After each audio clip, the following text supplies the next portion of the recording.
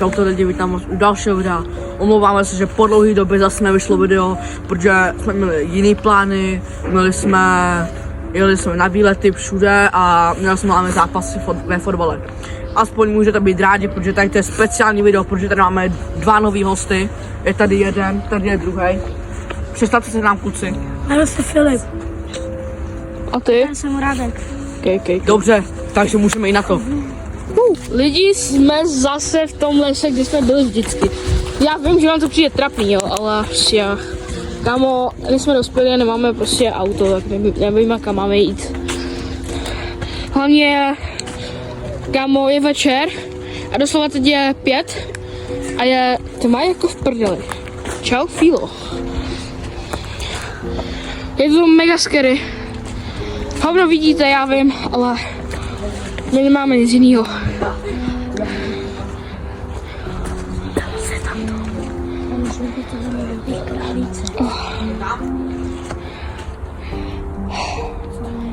Dobrý, je to v pohodě, jdeme.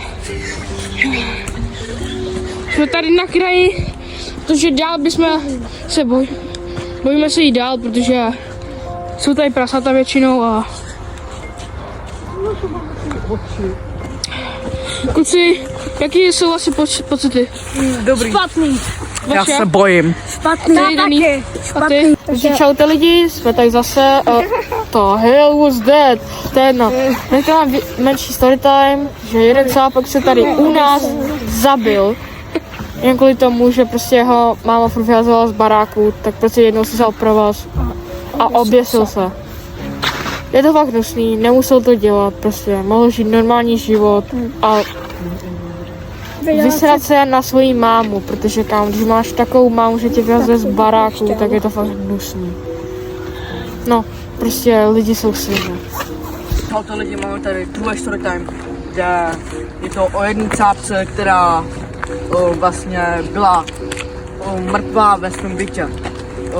Měla bílý šaty v ten den, měla mít svatbu vlastně a nějaký chlap tam přišel a pobodal jí. 50 let zpátky, co se to stalo.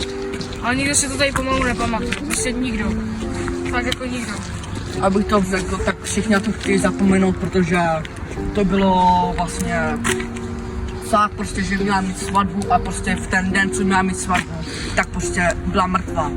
Prostě tady čekali na ní a prostě si říkali, že kde je, tak si do její bytu a viděli jí od krve pobodanou, jak leží na zemi. A to je všechno. Děkujeme.